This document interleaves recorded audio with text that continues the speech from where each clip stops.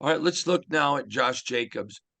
Um, Arguably one of the best running backs in all the National Football League. He was the rushing champion last year.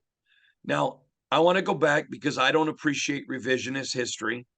I predicted the Raiders to go to get to 12 wins last year to win the AFC West, and clearly I failed. And I don't mind holding myself accountable because we're professionals. That's what we do.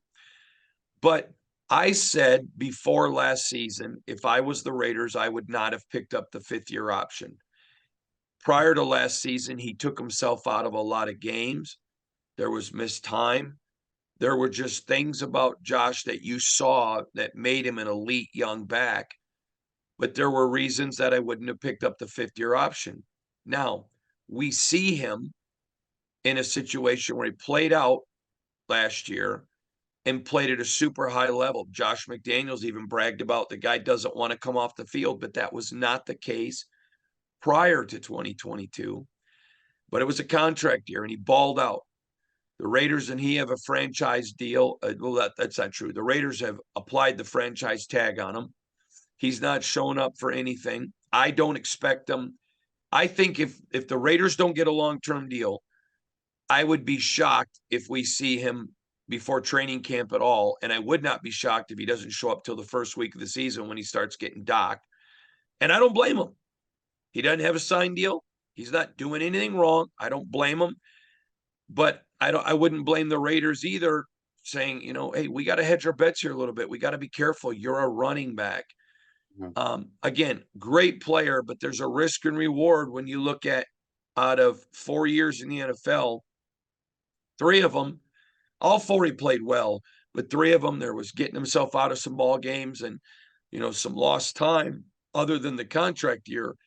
Where do you think it sits? Do you agree with my assessment? I don't blame the Raiders for doing the tag.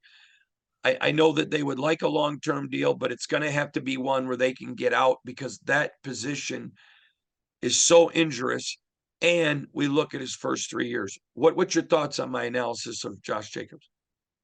I think there's some similarities with that and what's going on out this way in New York with Saquon Barkley, where you Right. have a guy who, when healthy, has shown he's one of the best running backs in the league and had a huge year last year in what basically amounted to a contract year for Saquon. He played on the fifth year option of his rookie deal, like Jacobs can.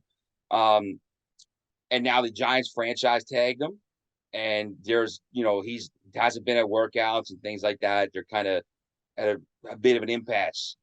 Um, I think that it makes sense for a team because as good as these players are, you have to hedge your bets a little bit at the running back position because there's so much turnover out there with guys. Just they get beat up, and they start to lose effectiveness as they hit their mid, usually the late 20s.